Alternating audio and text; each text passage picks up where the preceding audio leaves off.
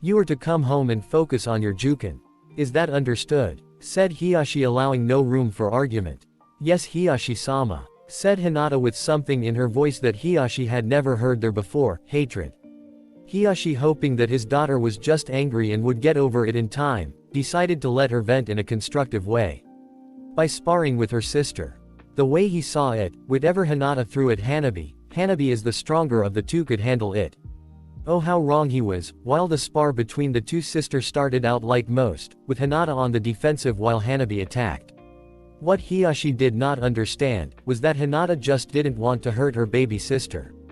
At least that was until Hanabi, hoping to spear her big sister to fight back and maybe impress their father, for once started to provoke Hinata.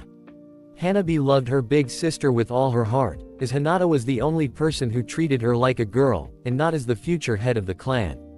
Hinata would always take time out of her day to play doll or dress up with Hanabi.